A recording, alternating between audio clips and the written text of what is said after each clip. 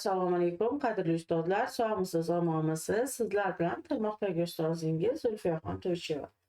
Demak, o'zimni tanishtirishim shart emas, hamma juda ham yaxshi taniydi. Aynan 2019-yildan buyon onlayn trenerlik qilib boraman. Va juda ko'pchilik men o'ylaymanki, yopiq guruhimiz a'zosi va men haqimda o'zimdan-da ko'proq ma'lumotlarga egasizlar. Shuning uchun darsimizni asosiy qismiga o'tib qo'ya qolamiz. Ya'ni aynan bugun biz maktab maslahatchisi va kelajak markazi direktorlari uchun imtihonga tayyorgarlik ko'rish uchun bizga nimalar kerak bo'ladi? Ya'ni baholash uchun test sinov spesifikatsiyalari uchun tavsiya qilingan adabiyotlardan tanishib chiqamiz. Xo'p, mana bu yerda sizdan mana bu yerda quyidagicha bilim, ko'nikma va malakalar nima qilinadi? Talab qilinadi. Birinchi o'rinda asosiy kompetensiyalar.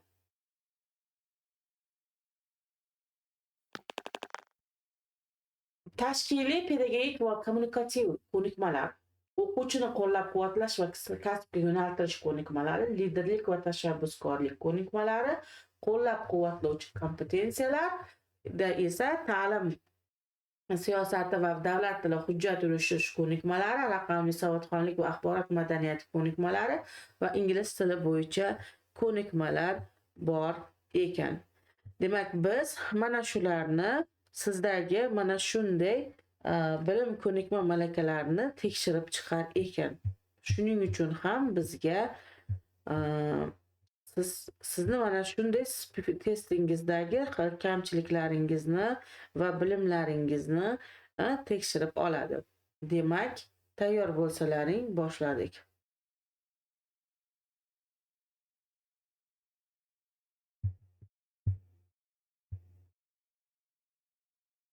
Endi tashkiliy, pedagogik va kommunikativ ko'nikmalardan sizga nechta savollar tushadi? Mana shu joyda yana bir marotaba aytib o'tib ketsam.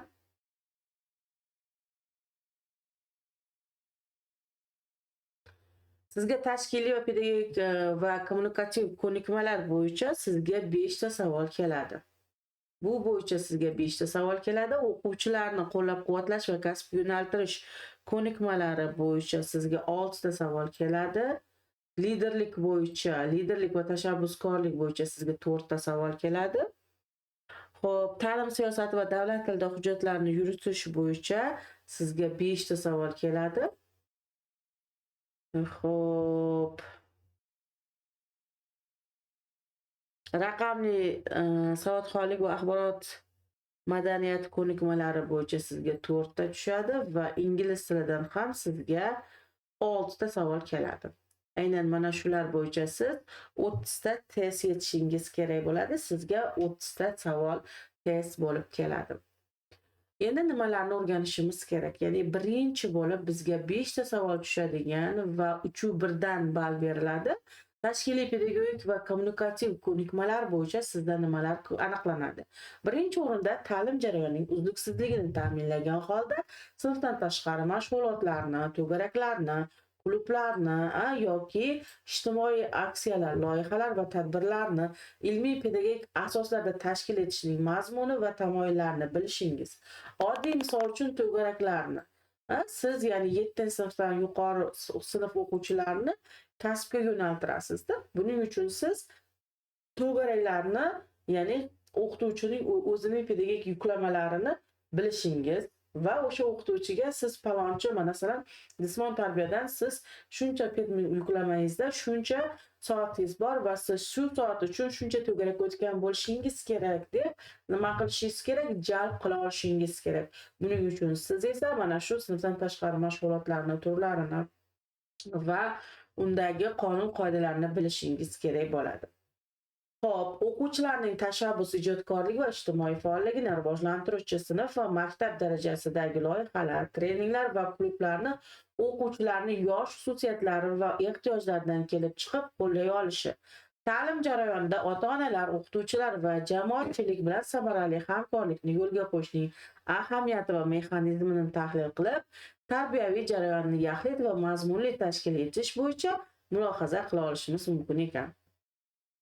o'quvchi bilan ishonchli, qo'llab-quvvatlovchi pedagogik muloqot va ijobiy sinf muhitini shakllantira olishi, jamoada kelib chiqadigan nizolarni tahlil qilib, ularni bartaraf etishda sog'lom psixologik muhitni saqlashga yo'naltirilgan yondashuvlardan foydalana olishingiz, oila, maktab, jamiyat hamkorligining tarbiyadagi o'rnini tushunib, ota-onalar va pedagoglar bilan samarali muloqot ko'nikmalarini bilishingiz kerak.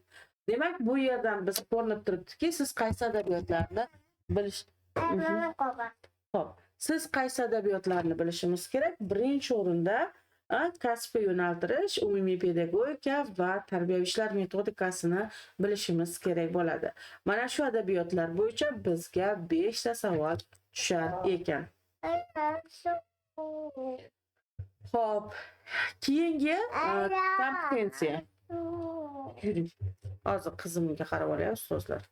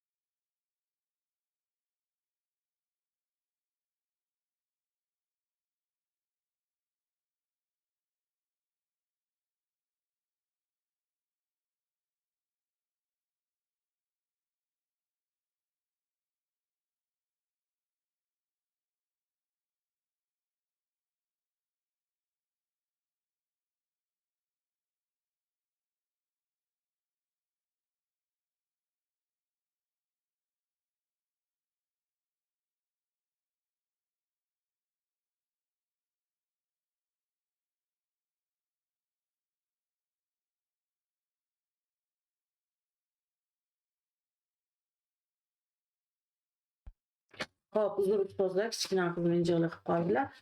Hop, ketdik. Davom etamiz. Demak, ikkinchi test bo'lib bizga 6 ta. Bunda nimalar so'raladi? Tarbiyaviy ta'sir natijalarini oldindan ko'ra olish, tarbiya orqali shaxs ongiga, his tuyg'usiga va xulqiga ta'sirini tushuntirish,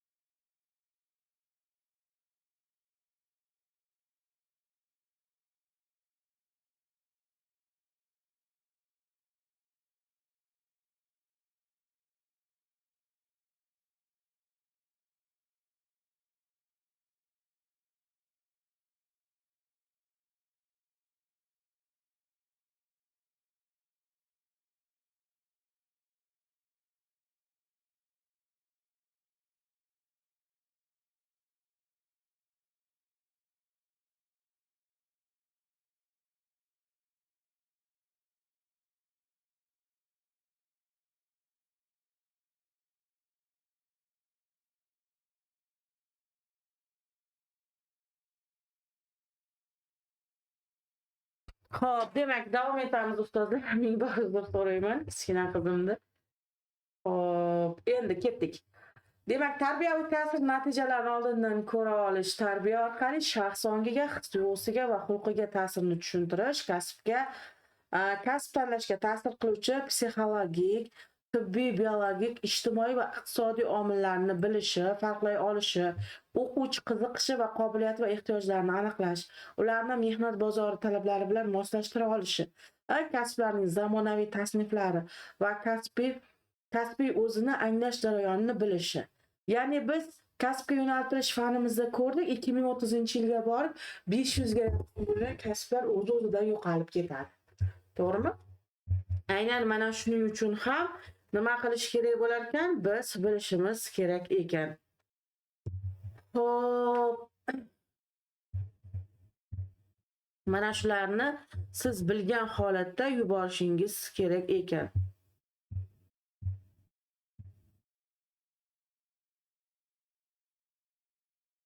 Xo'p, endi ovoz boryaptimi? Mikrofonimni yopib turdim ustozlar. Endi ovoz boryaptimi?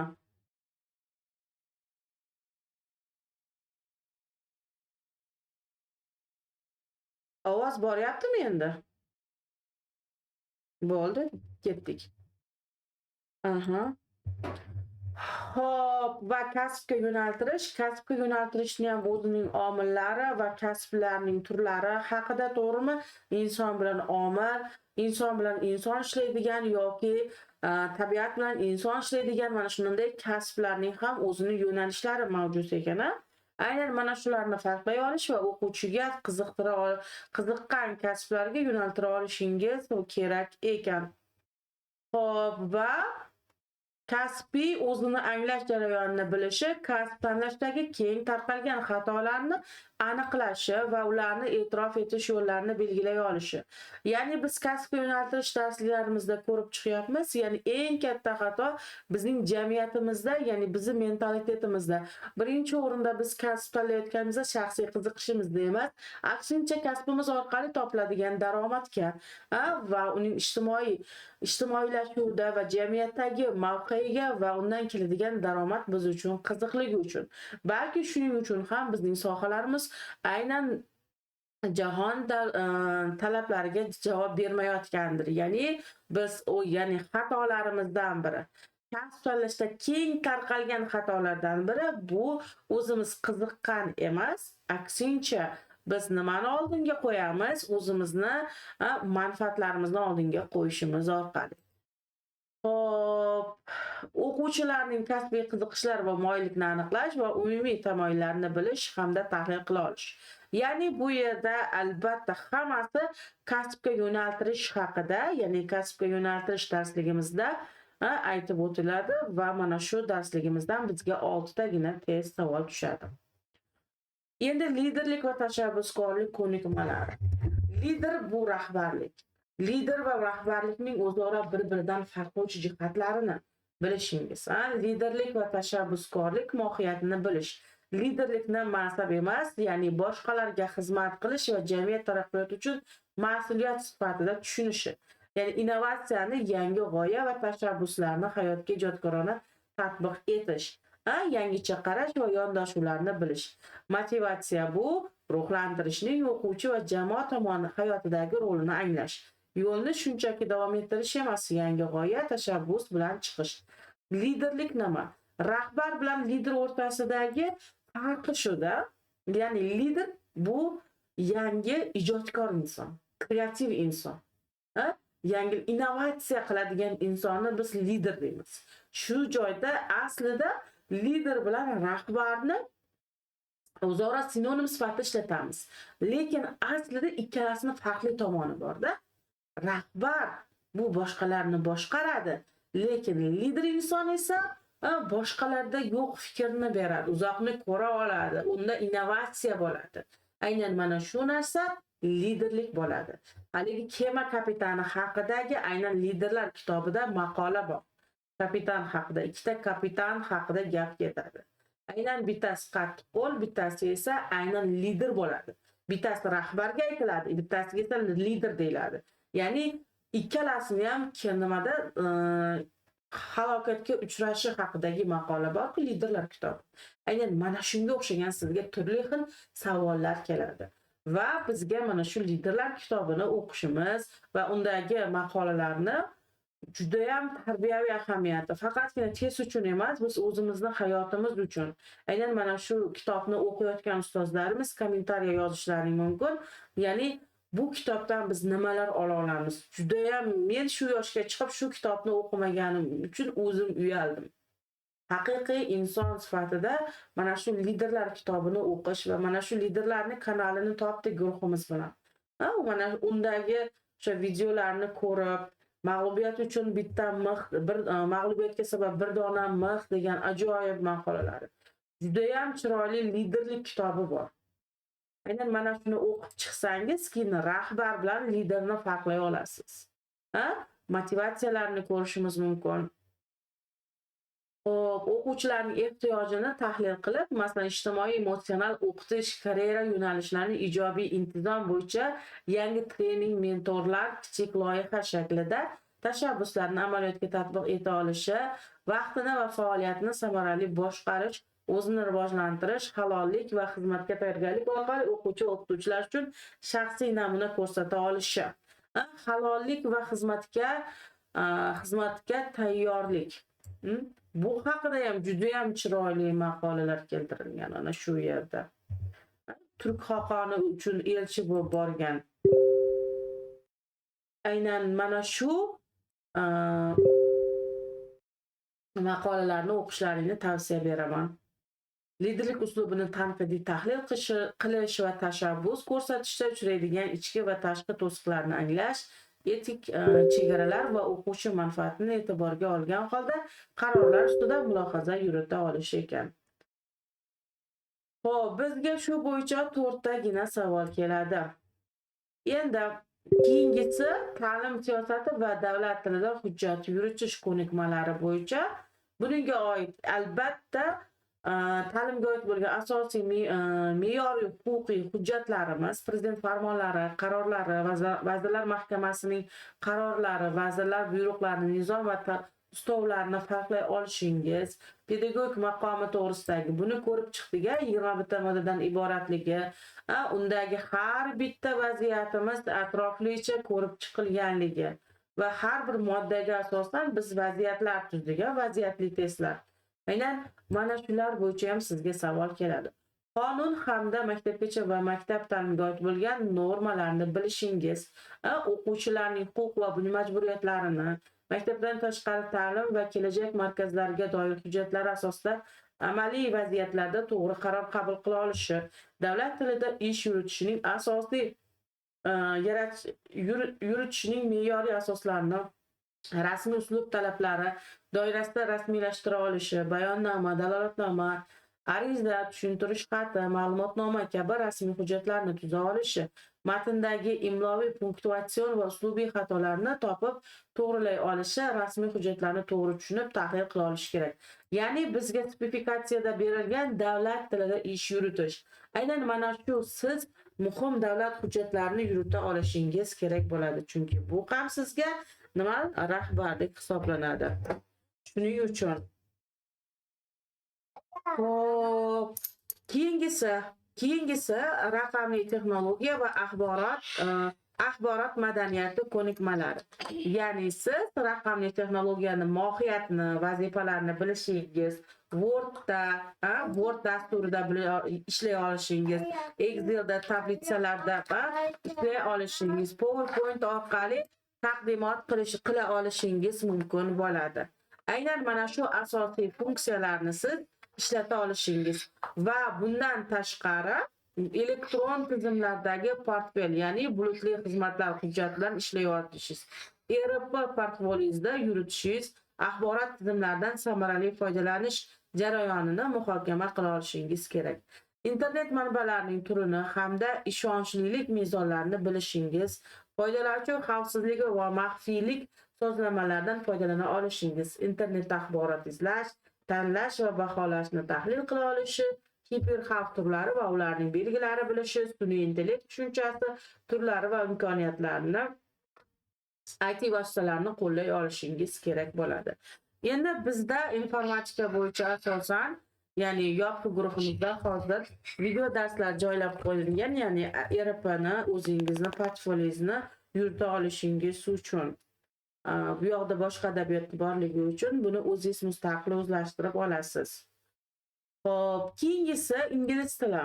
Ingliz tilida rasmiy xat mazmunini anglay olishingiz, grammatika yoki leksik strukturasini qo'llashingiz, ingliz tilida matnlarni o'qiy olishingiz kerak. Umumiy mazmunni tushunishingiz, o'quvchilar ota-onalari yoki xalqaro hamkorlar bilan sodda muloqotda yurita olishingiz, o'zini tanishtirishingizni, vaziyatni izohlay olishingiz yoki tavsiyalar bera olishingiz kerak. Hech yo'q A1 yoki A2 darajada ingliz tilidan nimasingiz bo'lishi kerak. Hech yo'q A2 darajada ingliz tilini bilishingiz kerak bo'ladi. Ingliz tilining grammatikalarini, gap qurilishlarini va o'zingiz haqida ozginagina inglizcha gapira oladigan darajaga erishishingiz kerak. Chunki sizga suhbatda ham kerak bo'ladi va ingliz tili bo'yicha sizga 6 ta test tushadi. 6 ta testni yechishingiz uchun ham hech yo'q A2 darajadagi sizda bilim bo'lishi kerak bo'ladi. Xo'p, keyingisi endi baholanadigan kognitiv ko'nikma va taqsimotlar. Sizga savol bo'lsa, masalan 100% savoldan 20% bilish. Ya'ni o'sha qoidani yoki ma'lumotni, fanga doir bo'lgan nazariy ma'lumotlarni, atama qoidalarini eslab tushunish nazariya jihatdan tahlil qilinadi. Ya'ni o'shalarni eslay olasizmi? Ya'ni o'sha qoida terminlarni bilasizmi? Shu bo'yicha 20%. Endi qo'llash. Bloom taksonomiyasining eng quyisi bilish bo'lsa, ikkinchisi tushunish, uchinchisi esa qo'llash. Bilganingizni tushunib, hayotda tatbiq eta oladigan 60%, ya'ni vaziyatli savol degan. Deyarli savolimizni 60%da bu vaziyatli savollar tushadi deyilgan. Keyingisi 20% bor, bu mulohaza. Muayyan fakt, dalil va normalarni mantiqiy bog'liq tarzda tahlil qilish jarayonlarining ketma-ketligini farqlash, farqli vaziyatlarni analiz qilib xulosa chiqara olishingiz ekan. Endi biz testlarni ko'rib chiqamiz, ya'ni test turlarini va taqsimotlarini. Spesifikatsiya bo'yicha birinchi adabiyotimiz davlat tilida ish yuritish. Xo'p, sizga Y1 darajadagi testlar qanday bo'ladi? Shulardan namuna tashlayman. Ya'ni Y1 darajadagi testimiz.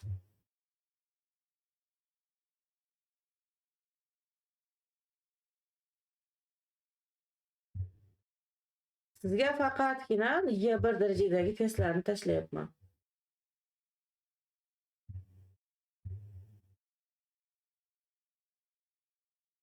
Ketdik.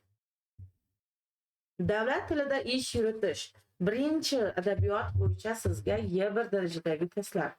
Ya'ni Y1 degani 4 ta variantdan bittasi to'g'ri javob bo'lgan muqobil javobli yopiq testimiz.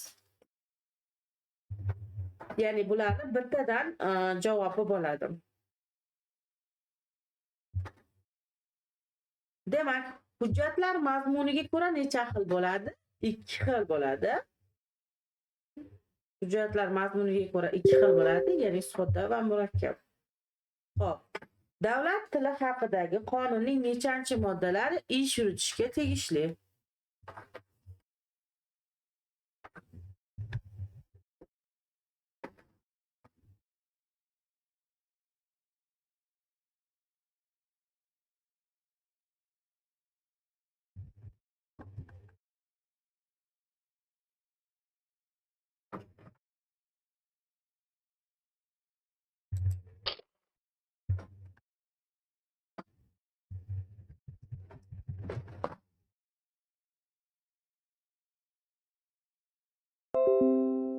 Asosini ham joylab ketayda. Demak, qonunimizning o'zak moddalari 8-14 moddalarda ish yuritishni tilga aloqador jihatlarni qoidalashtirilgan ekan.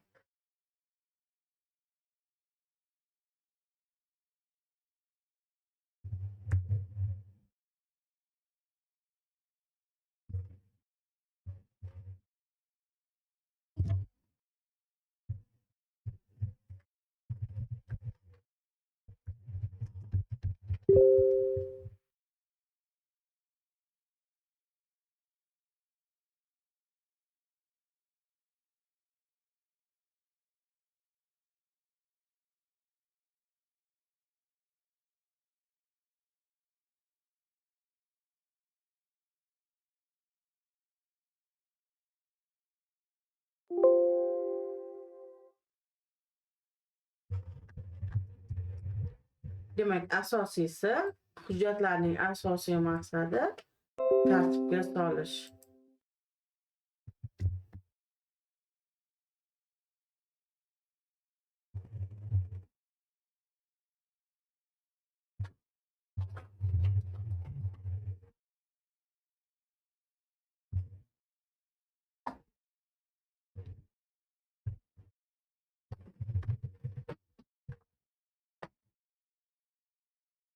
Hop, navbatdagi savolimizga o'tamiz.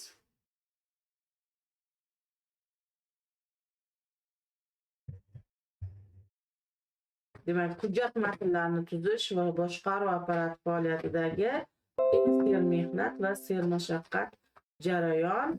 Albatta, qaysi jarayon ekan? Hujjat matnini tuzish.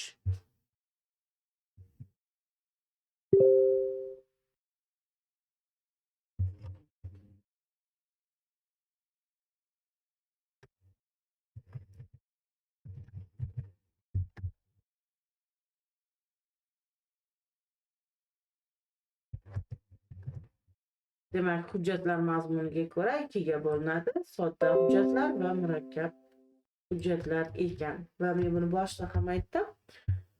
Xo'p, demak, sodda hujjatlar deganimizda biz muayyan bir masalani o'z ichiga oladi. Ikkinchisi esa murakkab hujjatlar, ikki yoki undan ortiq masalalarni o'z ichiga olar ekan. Bu sizga Y1 darajadagi testlar. Y1 darajadagi testlarimiz bu hozirgi kunda oddiy testlarga aylanib bormoqda. Ya'ni sizga oddiy ko'rinishdagi testga o'xshab qolmoqda. Hop, ketdik. Endi ikkinchi testimiz Y2 darajadagi, ya'ni tartiblangan bir nechta javoblardan to'g'rilarni topishni talab qiladigan muqobil javobni, ya'ni shu ko'rinishdagi yopiq testga o'tamiz.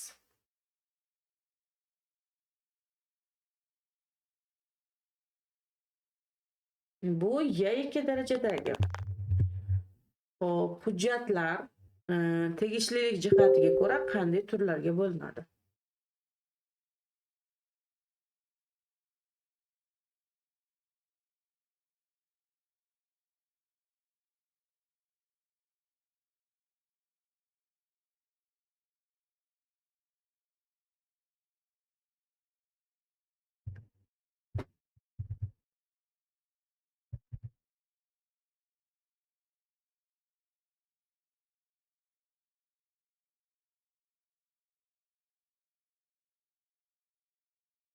Demak, hujjatlar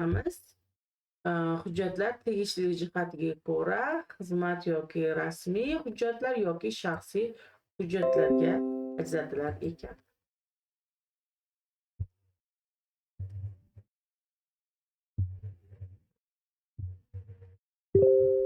Yana Y2 darajadagi testga o'tamiz.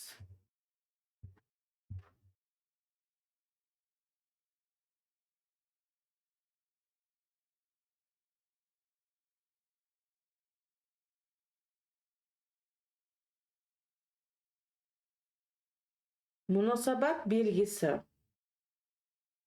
ya'ni rezolyutsiya tarkibiga kiradigan zaruriy qismlarni aniqlang. Demak, munosabat belgisi.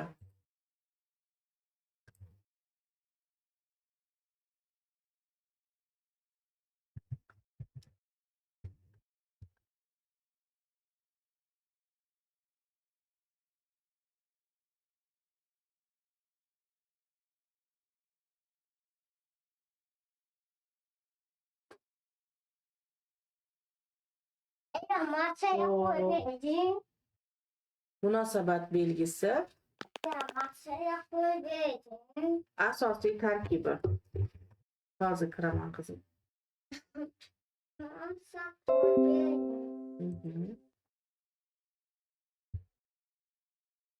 Hop. Demak, munosabat belgisiga qaysilar kiryapti? Ijrochi yoki ijrochilar familiyasi, qisqa ko'rsatma mazmuni, ijro muddati. Demak, javobimizdan qaysi javobga to'g'ri kelyapti? B javobga to'g'ri kelyapti ekan.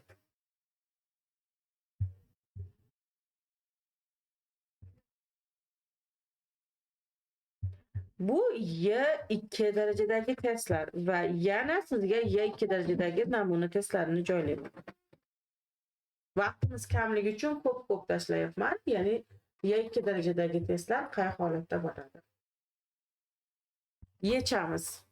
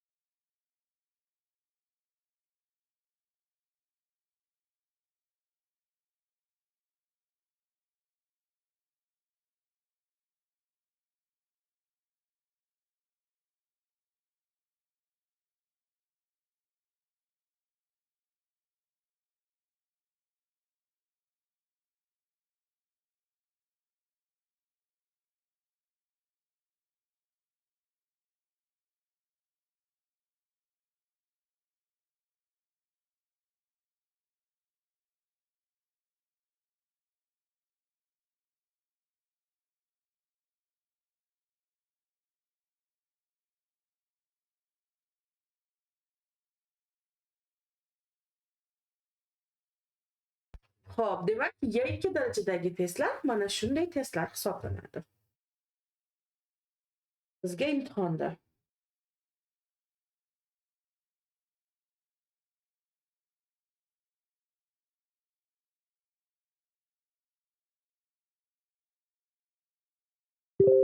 endi Y3 darajadagi testlar.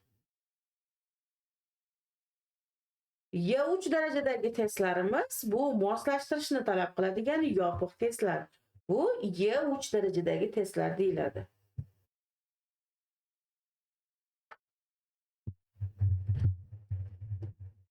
Demak, hujjat rekvizitlari va ularning joylashish o'rnini o'rtasidagi muvofiqlikni toping.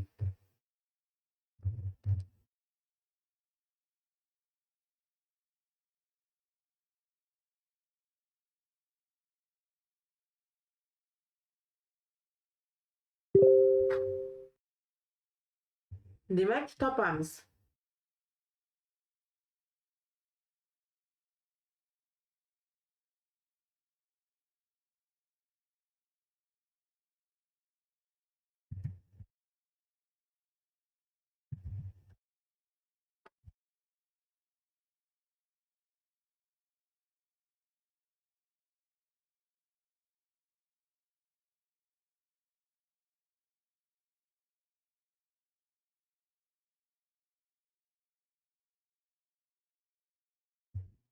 Demak, xo'p, hujjat rekvizitlari va ularni joylashish o'rni. Hujjat oluvchi. Xo'p, demak, birinchisi hujjat oluvchi, ya'ni adresni qanday yozamiz? Hujjatning o'ng burchagi yuqorisiga. Xo'p, ikkinchisi tasdiqlash ustxati, ya'ni grifi. Bu hujjatning yuqori o'ng burchagiga qo'yiladi. Munosabat belgisi, ya'ni rezolyutsiya. Xo'p, bu hujjatning yuqori o'ng burchagiga asosan rahbar tomonidan qo'yiladi ekan. Demak, Y3 darajadagi testlarimiz deganimiz bu moslashtiring testlari hisoblanadi. Y3 darajadagi testlardan namunalar tashlayman.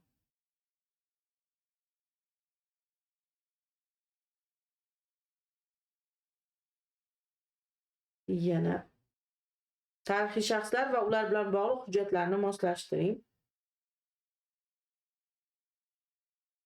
To'xtamishxon 1393-yilgi yorliq.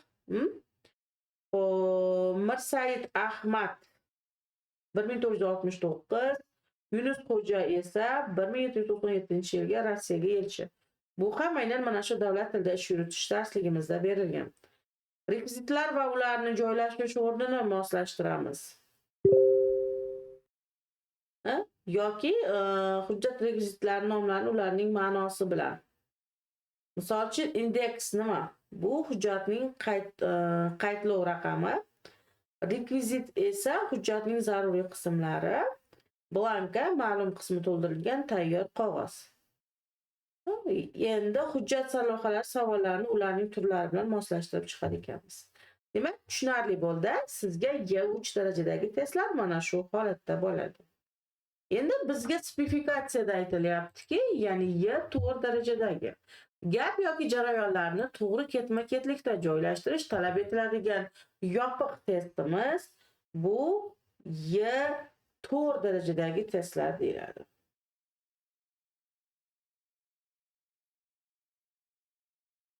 Joylaymiz.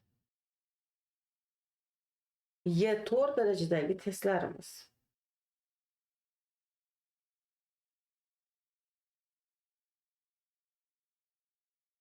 Xo'p, mana adresat, ya'ni oluvchi rekvizitida ma'lumotlarni joylashtirish tartibini belgilaymiz. Birinchi bo'lib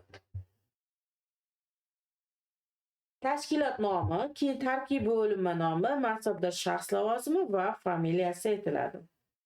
Yoki tasdiqlash sifati, ya'ni grif tarkibiy qismlari to'g'ri ketma-ketligini joy topishimiz kerak. Tasdiqlayman, lavozim nomi, shaxs imzo va uning yoyilmasi va sana ekan.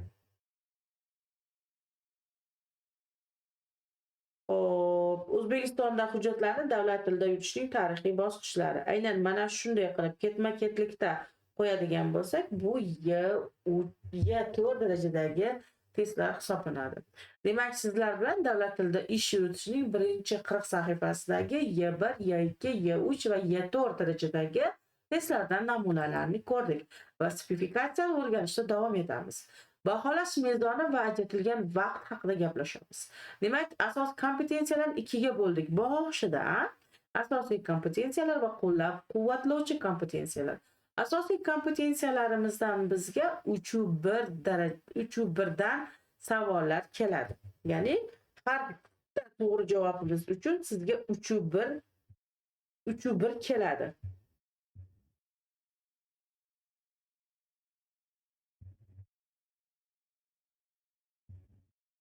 Xo'p, 3-dan sizga nima beradi? Ball beradi. Xo'p, demak, birinchisi o'quvchini psixologik qo'llab-quvvatlash va kasbga yo'naltirish ko'nikmalari bo'yicha o'quvchini qo'llab-quvvatlash, kasbga yo'naltirish bo'yicha bizga 6 ta savol keladi. 6 ta savol keladi. Tashkiliy pedagogik va kommunikativ ko'nikmalar bo'yicha 5 ta savol keladi. Xo'p, va liderlik va tashabbuskorlikdan esa sizga 4 ta savol keladi. Demak, 6 ga 5, 15 ta savol. 15 ta savolingizga 3-dan baholanasiz. Endi qolgan yana 15 ta savolimiz quyidagicha. Ta'lim siyosati va davlat tilida hujjat yuritish bo'yicha sizga 5 ta savol keladi. Xo'p, media savodxonlik, informatika bo'yicha sizga 4 ta savol keladi. Ingliz tili bo'yicha esa sizga 6 ta savol keladi. Bularning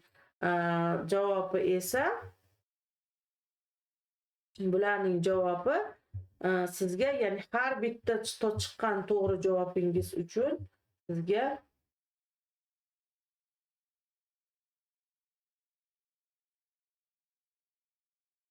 sizga hozir har bitta to'g'ri javobingiz uchun 2-1dan javob keladi. Ball beradi. Jami ballingiz 78 ball bo'ladi. Siz testni ishlashingiz uchun 30 ta savol va sizga 80 daqiqa vaqt beriladi. Ovozim bormayaptimi hali ham?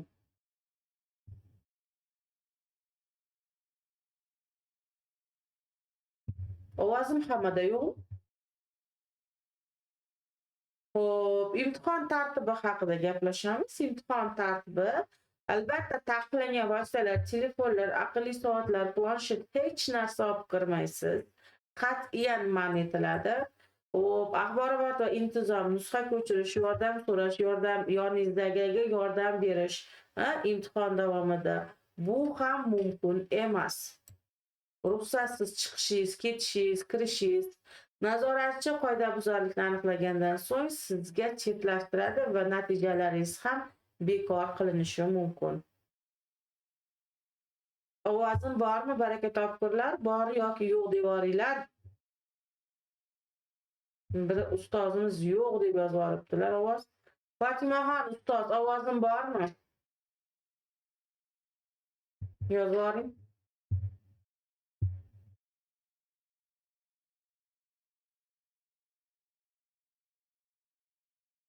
Hop, ketdik. Attestatsiya bo'yicha, sertifikatsiya bo'yicha o'tgan safar tushuntirib berganman. Sizlarga nimalar tushganini audioda aytganman. Hop, inklyuziya va moslashtirish. Endi masalan, alohida ehtiyoji borlar imtihon jarayonida 15% ga vaqt berilar ekan. Qo'shimcha oldingizda odam olib kirib o'qishi mumkin ekan. Hop, foydalanish uchun tavsiya etilgan adabiyotlar. Birinchisi, davlat tilida ish yuritish. Shuni joylayman.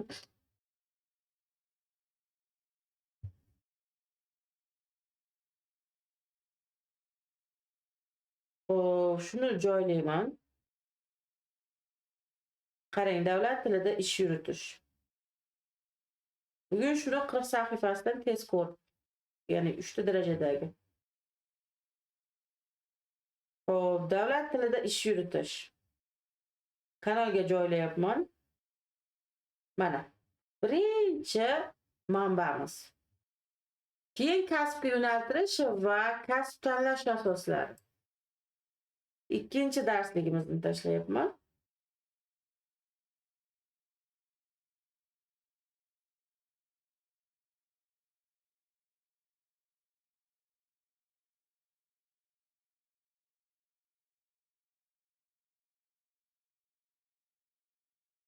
Bu ikkinchi adabiyotimiz mana.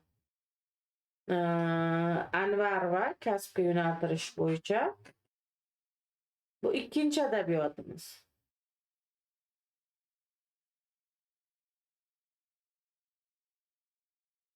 Hop, keyingi adabiyotimiz qaysi ekan? Raqamli texnologiya va sun'iy intellekt. Buni tashlaymi, tashlamaymi? Butun Telegram ahli qidirdi. Butun Telegramdagi ustozlar qidirishdi. Lekin juda ko'pchilik hech kim ham yozdi, boshqa guruhda adminlari ham yozdi, shuni bo'lsa tashlang deb. Buni tashlaymi, tashlamaymi? Yoki guruhdagilar tashlaymi, tashlamaymi? Nima deysizlar?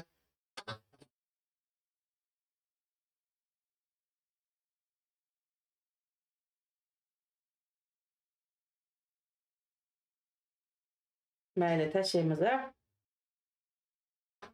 Ketdik. Hozir hamma joyda tarqalib ketadi. Demak, sun'iy intellekt bo'yicha mana shu 3-manbamiz hech yerda chiqmayotgandi. Yaxshi abituriyentlarim topib berishdi o'zimga ham. Hop, keyingi 4-manbamiz tarbiyaviy ishlar metodikasi haqida gaplashamiz ekan. Hop, tarbiyaviy ishlar metodikasi bo'yicha hozir tashlayman.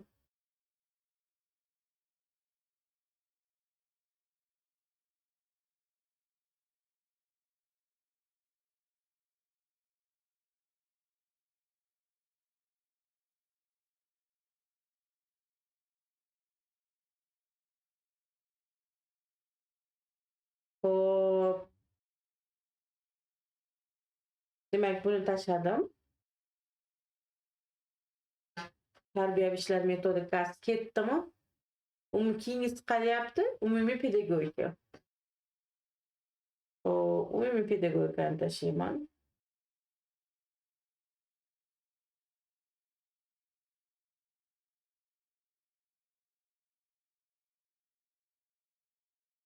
Umumiy pedagogika ham ketdi. Hop, keyin mana bu ajoyib darsligimiz bor. Shlyayher. Buni hali ko'rib ham chiqqanimiz yo'q. Nomi juda ham ajoyib ekan.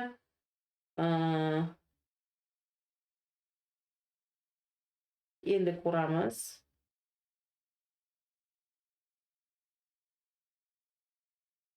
Ya'ni jahon miqyosidagi ta'lim 21-asr maktab tizimida qanday barpo etmoq kerak?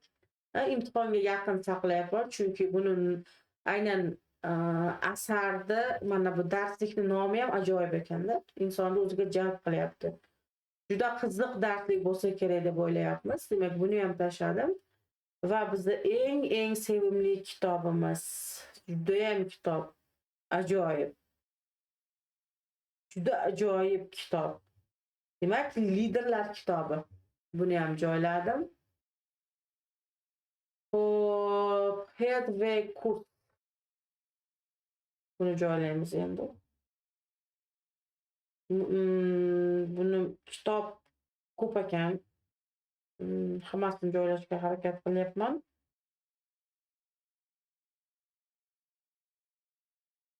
Ingliz tilini o'rganamiz. Demak, sizga mana shu 8 ta adabiyot bo'yicha darslar tashkil qilinadi va shu 8 ta adabiyotni biz o'rganamiz va mana shu 8 ta adabiyot bo'yicha sizga savollar keladi. Endi normativ huquqiy hujjatlar, konstitutsiya, ta'lim to'g'risidagi qonun, yoshlarga oid davlat siyosati to'g'risidagi yoki pedagogning maqomi to'g'risidagi aynan prezidentimizda 2023-26 maydagi maktabgacha va maktab ta'lim vazirligi hamda uning tizimidagi tashkilotlar faoliyatini samarali tashkil etish chora-tadbirlari to'g'risidagi prezident farmoni 79-sonli farmoniga asosan O'zbekiston Respublikasi Prezidenti 2025-yil 8-sentyabrdagi maktabdan tashqari ta'lim tizimida yangi bosqichga olib chiqish chora-tadbirlari to'g'risidagi 277-sonli qarori.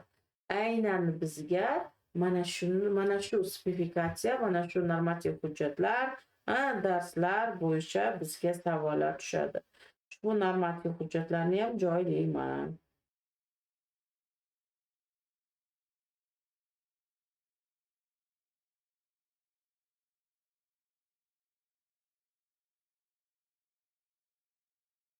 Xo'p, demak, spesifikatsiya bizga kerakli adabiyotlar aniq bo'ldi. Endi birinchisi bu test uchun edi. Endi ikkita bosqichdan iborat bilasizlar. Kelajak markazi direktorlari uchun ham, maktab maslahatchisi lavozimlari uchun ham siz ikkita bosqichdan o'tishingiz kerak. Birinchisi test bosqichi, test bosqichidan o'tgandan keyin suhbatga kirasiz. Suhbatda sizga 5 ta savol tushadi. Bilet tanlaganingizdan so'ng sizga 10 daqiqa vaqt beriladi. Shundan so'ng biletdagi savollarga javob berish uchun 15 daqiqa vaqt beriladi. Suhbat davomida sizga ekspertlar qo'shimcha savollar ham berishi mumkin bo'ladi. Xo'p, suhbat jarayonida har bir topshiriq uchun umumiy baholanish rubrikasi asosida 9 ballik tizimda baholanadi. Ya'ni sizga 5 ta savolingiz har bittasi 9 balldan beriladi. 5 ga 9 ni ko'paytirsak 45 ball. Maksimal darajada siz 45 ball olishingiz mumkin bo'lar ekan. Suhbat jarayonida nomzodlarning o'quvchilarni qo'llab-quvvatlashi, kasbga yo'naltirish, akademik rejalashtirish va oliygohlarga yo'naltirish, loyihalar, treninglar, tarmoq to'garaklarini tashkil etish, sohaga doir istiqboldagi rejalari va muammoli vaziyatlarda qaror qabul qilish va ijtimoiy madaniy ko'nikmalarni baholanadi. Aynan mana shunday sizga nima qilinarkan savollar kelishi mumkin ekan. Misol uchun sizga topshiriq namuna sifatida berilyapti. STEM yo'nalishi bo'yicha qaysi kasblarga kelajakda 5-10 yil ichida talab yuqori bo'ladi. Biz buni kasbga yo'naltirishda ko'rib chiqdik yoki liderlar kitobida aynan farzandiga aytadi, sen kamida bitta tilni o'rganib qo'ygin. Ingliz tilini o'rgangi yoki san'atni, ya'ni keyinchalik robotlar qila olmaydigan kasblarni tanlashga harakat qilgan. San'at, estetikani ular ming aqlli bo'lmasin, baribir ularni o'rnini robotlar egallay olmaydi degan gaplar bor. Mana shularni bilmasangiz siz qayerdan ayta olasiz? Shuning uchun ham adabiyot o'qish kerak. Milliy qadriyatlarimizdan qaysilari yoshlarimizga singdirish kerak deb hisoblaysiz? Fikringizni asoslang. Milliy qadriyatlarimizdan misol uchun hech qaysi xalqda masalan kichiklarni izzatda bo'lish yoki kattalarga hurmatda bo'lish, ota-onaga hurmatda bo'lish, uni e'zozlash kerakligi, hech qaysi millatlarda mana shunday qadriyatlar yo'q. Shular haqida gapirishingiz mumkin. Sizga o'zimizning qaysi qadriyatlarimiz yoki qaysi qadriyatlarimiz yo'qolib ketayotganligidan bunday qarasangiz, xuddi o'g'il bolalarimizda botirlik, qo'rqmaslik, dovyuraklik, juda oriyatlilik kabi qadriyatlarimiz yo'q bo'lib borayotganligini ko'rib inson achinadi. Bu meni shaxsiy fikrim. O'quvchini xalqaro yoki milliy universitetga tayyorlash bo'yicha yo'l xaritasini tuzish, ya'ni siz qanday bosqichlar, qanaqa harakatlar qilasiz, qanaqa ketma-ketliklarni amalga oshirasiz xalqaro yoki milliy universitetlarga tayyorlash bo'yicha. Avval nima qilish kerak? Motiv uyg'otish kerakmi? O'quvchini qiziqtira olish kerakmi? Yo borib turib bitta bolaga yur, sen ertaga fizika bo'yicha nima qilasan, dars o'tishing kerak. Shuning uchun yur, fizikaga topshir deya olmaysiz-ku va uni qiziqtirasiz. Shuning uchun ketma-ketligini tuzib olishingiz kerak bo'ladi. Ketma-ketligini tuzasiz.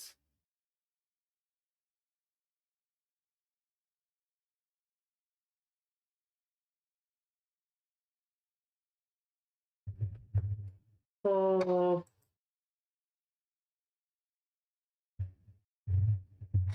Nimaga bu yerda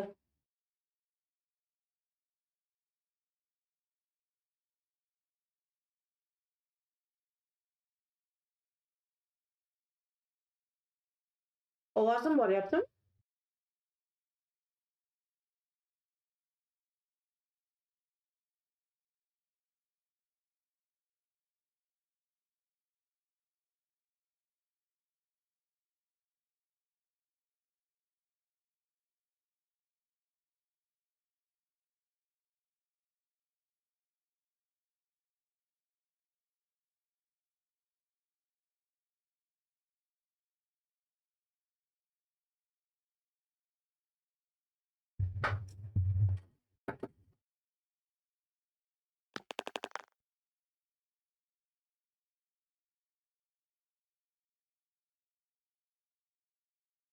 Xo'p, demak, spefikatsiya bo'yicha sizga shunaqa savollar tushadi. O'quvchi va uning ota-onasi o'rtasidagi kasb tanlash borasidagi konflikt yuzaga keldi. Masalani qanday hal qilasiz yoki maktabingizda o'quvchilarni kasbga yo'naltirish yuzasidan istiqboldagi rejalaringiz haqida gapirib bering. Xuddi sizga shu ko'rinishidagi savollar tushar ekan. Mana bu yerda aynan sizni baholash rubrikasi turibdi ekan. Aynan maktab maslahatchisi va kelajak markazi direktorlari uchun mana shu spefikatsiyada berilgan testlar, spefikatsiyada berilgan adabiyotlar va testlar savol bo'lib keladi. Bundan ortig'i sizga tushmaydi. Tushunarlimi ustozlar?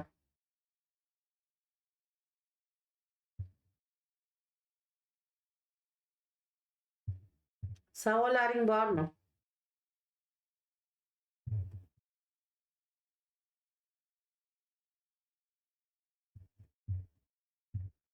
Savollaring bormi?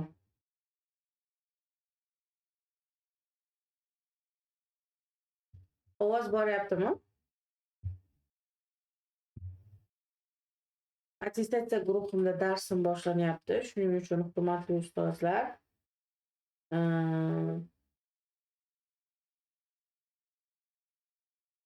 buguncha o'tmoqchi bo'lgan darsimiz shundan iborat edi. Ya'ni spefikatsiyada haqida gaplashdik. Ertaga Xudo xohlasa yana 19:00 da darsimiz bor va mana shu darsimizni davom ettiramiz. Xo'p, yopiq guruhga ulanmoqchi bo'lsalaring, hali ham qabul davom etmoqda. Yopiq guruhdagi ustozlarimiz uchun esa ertaga ertalab soat tongda sizlarga dars bor 6:00 da. Sog' bo'linglar, salomat bo'linglar. Sizlar bilan tarmoqdagi ustozingiz Zulfiyaxon To'ychiyeva bo'ldi.